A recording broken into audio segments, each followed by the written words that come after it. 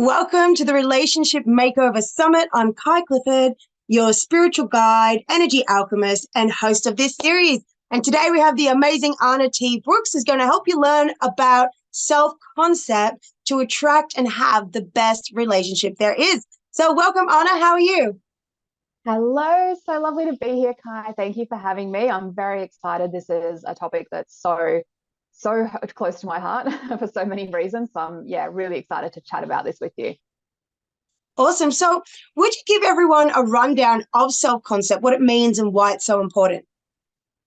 Yeah, so one of the things I really realized going into finding my and attracting my soulmate partner was that it really had to start with me. It really had to start with the energy that I was deciding what I was actually attracting, and what I was and wasn't available for was a really big part. And the self-concept part of that really comes into it because at the end of the day, especially when we're thinking about a partner, we tend to put so much of the energy outside of ourselves, thinking about Yeah. them, thinking about what we desire, what they're going to be like, how they're going to be in our lives, how our life is going to change when they're here, when really it's so much more about how we can embody all of that before they enter, because then we're more likely to be in the energy to attract the person that actually does that, rather than the person who's going to show us the lack of everything that we're wanting. Because if we're in that energy of, I want this, but I don't have it. I want this, but that's not here either. And this guy's not Yeah. here, and this thing's not here. That's actually what we're attracting, is more of that not being here. So there's such a powerful kind of realization that it all has to start from within. It all has to start with me. It has to start with how I see myself in order to actually attract the person that's going to be able to be a mirror for that and reflect that back to me as well. I love that. So let's talk more about changing your self-concept. Like, how does one do that? Well, lots of different ways, but I think for most of us, we often go through a stage in our lives where something big happens, or we have a realization, or we just have a bit of a moment in time. It might be, that we get broken up with. It might be that a relationship that was a long-term one falls apart. It might be we go through divorce, or we go through something that instigates it, that kind of makes us just question things again. And I think it's really important when those moments come up to not just brush them aside, but to actually lean into them and understand, or try and sort of take some time to think about, why is this coming up for me? Why is this actually showing up? And what does it want me to grow through this? How does it want me to show up and actually grow and alchemize and heal this so that I can get to the next stage? And I think for me personally, that was when I was ending a relationship, a long-term relationship with an amazing man who was honestly what most people would probably say is like, this is the guy to marry, this is the guy to settle down. There was nothing, I still to this day can't say a single wrong thing about him. And it was this realization that I had from deep within, that this can't be it. This isn't what my soul is truly feeling, that there is somebody out there who just lights me up in such a different way, who is my just someone who I just feel that intense connection with. And that realization that I'm not going to settle for what is good enough at the cost of my entire life, at the cost of the rest of, how I go through this life. And that realization, if I ignored it for a period of time, for a few months there, because I didn't really know what was going on, and it honestly logically didn't make sense. But because I lent into it, because I really just let myself feel that and realize, well, this is my soul speaking to me, this is my soul telling me this is not it, this is not what you desire, you have to let this go. And most importantly, and I think this is a part where a lot of us struggle, is this void between maybe letting go of something good and then, will anything better ever come along? That was probably one of the biggest things that I chose to go through, and that ended up actually being the greatest gift, because it was the very reason that I could let go of something so good and so beautiful and so nurturing, and nothing that I could say, this person was bad to me in any way or anything like that. I was just able to let it go because it wasn't right. That in that void, I was able to fully release my attachment to anything that was going to be just good enough. And I was ready to welcome amazing, spectacular, out of this world, mind blowing, because that was what I decided. That's going to be my new level. I'm not going to settle for less. And the universe could feel that from me because I actually took the action. I actually made that decision to let it go, rather than, doing what a lot of people would feel like is, oh, let's just stay in this relationship and see if maybe I meet someone that I have a spark with at the same time.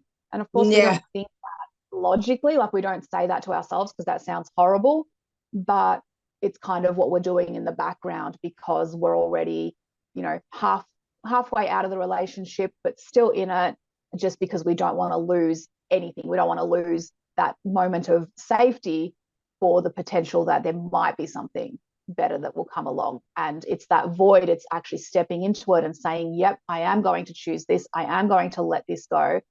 That's actually the energy shift that moves things, rather than staying put and hoping that it will somehow change while you're still in that same energy. Absolutely. We have to be able to walk forward in that faith, because when we do, then the steps appear. And I always say it's like if you're grasping onto something and you're holding onto what you don't want, there's nothing, you can't get what you want. You have to be able to hold your hands open for that next thing. And it takes so much courage, which, obviously means having fear there, to walk forward. And I've actually known some women that are like, oh, I will wait till I meet the next person until I leave this relationship. But I think there's plenty, as you said, that is in the back of their mind. And that's really not fair to yourself. It's not fair to the partner you're with. And it just doesn't work. So do you want to share a little bit about how can people actually walk forward in faith when they're feeling that fear? Like, what are some little steps that they can take with their inner work? I think the most important thing is to take time for yourself, right? We can really get caught up so much in, I guess, the stress and the worry and the kind of the constant mind chatter that we have when we're in a relationship, or when we're single and we're just like, we're not really sure what's going to happen next and when this person's going to come along. And I think the most important thing we can do is take time with ourselves, whether that's taking literally like a little bit of a break and going on a little holiday for a couple of days just by yourself, or whether it's just day to day finding ways to actually be with yourself and take some time to journal, take some time to breathe, take some time to go out for a walk in nature. Walking is one of the biggest things that, like, a lot of the time we pass by as an idea of something to do for self-care, but the way that your body is just gently moving, your brain, however, is really calm at that time. And it's a time when a lot of, information and a lot of kind of, beautiful intuition will actually drop in. And it's a way to, at the same time, be able to breathe properly, be able to really get some oxygen in your body and actually replenish yourself, right? Because at the end of the day, whatever choice you want to make it from an empowered state. You don't want to make your choice out of a place of desperation, out of a place of, well, this is as bad as it gets. It can't get any worse. Let's just pull the plug here. Like, making decisions in that sort of energy just attracts more of that energy in some way. You want to be able to, and this was a really big part of, like, when I ended that relationship, I ended it in the most powerful way that I could. I was so honest. I was so clear. I held the boundaries. I showed so much love because there was so much love. I loved him deeply. And I held as much respect for the relationship as what I knew it deserved, because truly it was an incredible relationship and he was incredible. So I wasn't going to go ahead and be a different person at the end of that relationship. And so I think if you start with just taking that time for yourself and building up that inner confidence, however that is, whether you read some books, listen to some podcasts, work with a coach, work with a healer, work on your inner self, I think that makes it a lot easier to start to move into that place of empowerment, from which point you can, either leave the relationship if you know that it is wrong. If you're single, it's going to help you to actually really step into, who am I and what am I attracting? What am I desiring? And am I the mirror for that? And it's that self-reflection, I think, that we miss a lot of the time when we get so hung up in the angst and the worry and the stress and the, oh, with this person, what if they never come? What if I'm single forever? What if I never get to have children? What if all of these things that come up? When we're in that, we're always in a disempowered state, and nothing good is going to come of that. So the sooner that we can take some time to really go within, to calm the mind, calm that chatter, and really just ask ourselves some questions, take the time to get to know ourselves, and then move from there, we're going to be able to find that the choices that we're making are leading to the results we want much faster and much easier.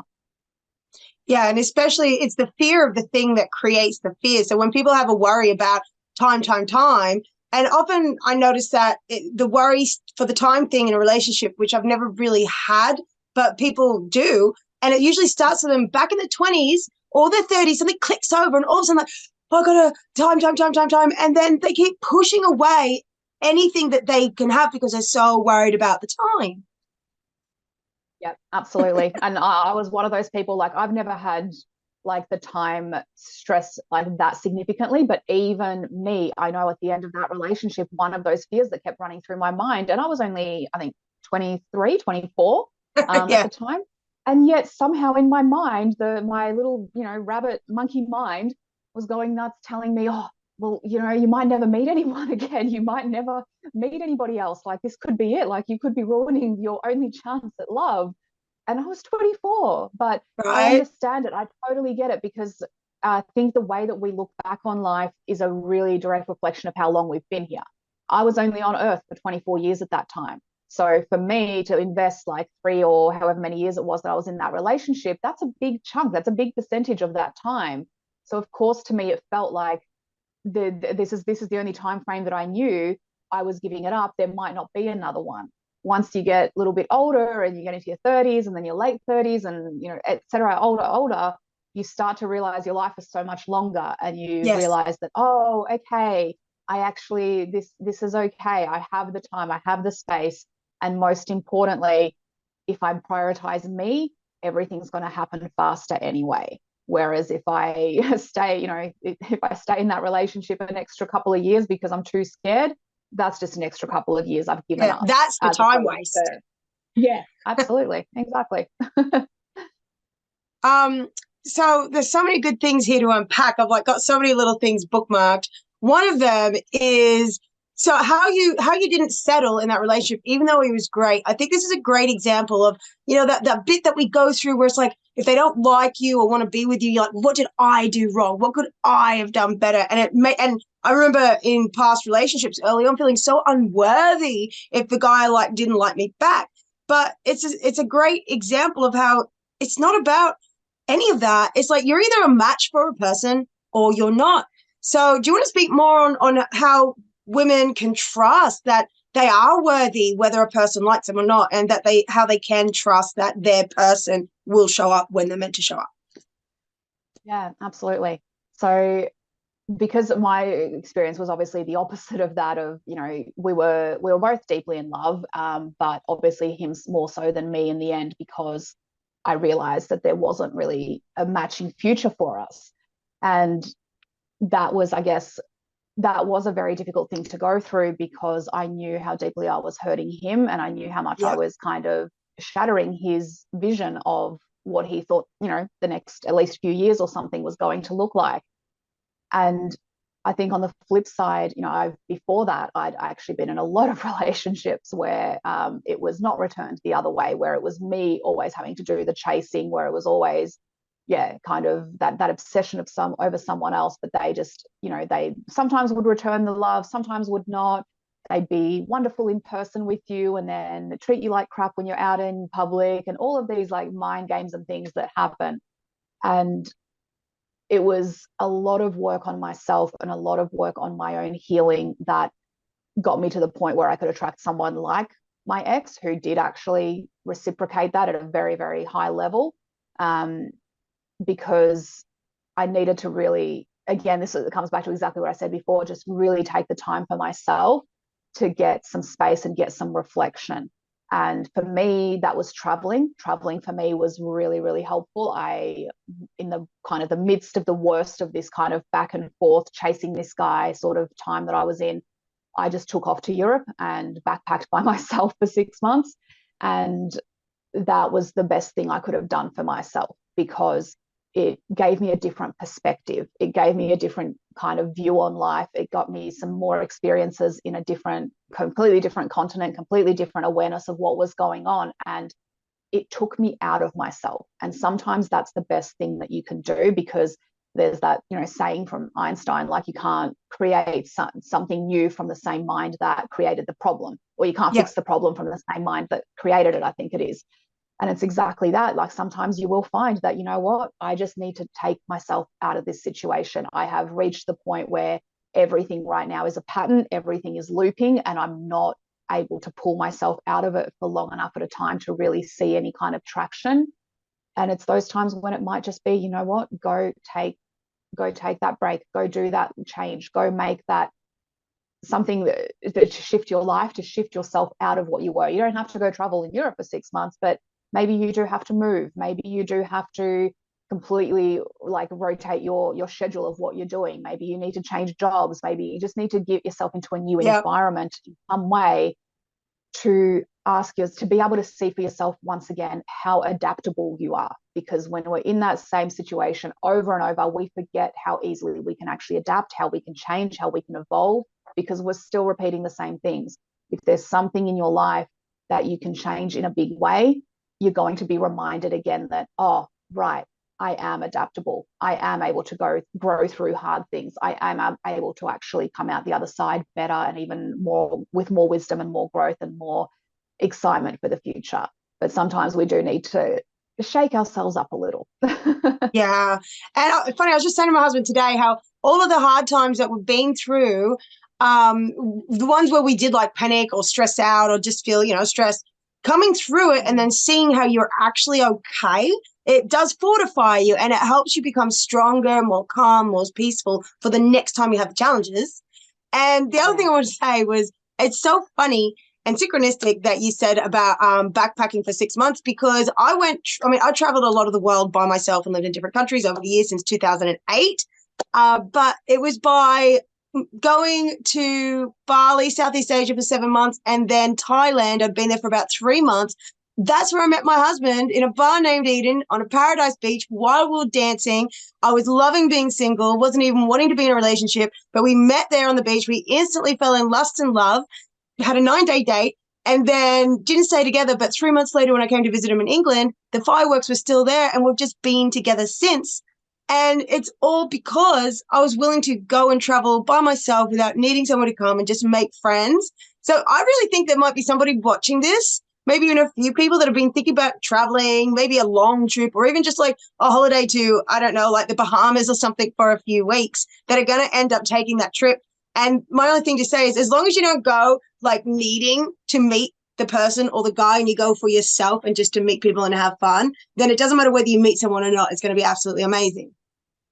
Yeah, absolutely. And it's so funny that you said that story, because I have a very similar story in that when I went traveling like that time by myself, that was actually when I met my ex, the one that I talked about, who I ended up leaving. Yeah. But the funny thing is, and like, so that's what I mean, is like, it could be that you meet the love of your life that you are going to be with forever and ever and ever. Or it can be like with me, that I met someone incredible and I had a few years of amazing relationship with them. It didn't turn out to be the one that I wanted to really, really commit to, but it was still an amazing experience. And guess what? I'm okay. I'm better than okay. Yeah. I actually And he probably helped you prepare for the next relationship, to really ground into your relationship skills. Exactly. Absolutely. It was the grown up version of me that wasn't going to settle for just chasing a guy and hoping that he likes me, and settling for all the mind games and everything like that. And that was, that was what was where I was at energetically at the time. I wasn't yet at the level of really believing that I could bring in the most incredible, like soulmate, like absolute, like butterflies every time I see them kind of person. I wasn't at that level. I was just at, I am ready for someone who treats me well. And damn, did I get it. Like, he treated me so well. So wherever you are at is what you will attract. And there was nothing wrong with that. Obviously, he attracted me for some reason. There was a level that he was also looking for in terms of trust. He'd had his trust broken by a previous partner. And that was a pattern that I had a lot as well, is because I come with so much, I come with this energy of real integrity and confidence and trust into relationships. And that attracts often, in the past, a lot of men who needed that sort of validation from past hurts. However, that was what it was for the time. I was a validation. I wasn't meant to grow with them further than that. When I finally was able to get into this deeper level of myself, that's when I could say, oh, okay, I desire that fire and that fun and that spontaneity and those butterflies and everything, but I want it in a grounded way and I want it to last. And I was able to hold that energy by myself. Then I was able to attract the exact person who was able to mirror that to me. I love that so much. And I feel like this would be perfect place to talk about the free gift that you have for our viewers today. 100%. Yeah, this is exactly what this, everything that we've talked about today is basically in a deeper way I'm going to go through in the masterclass called You Matter, which is literally what it sounds like. It's a masterclass on prioritizing you.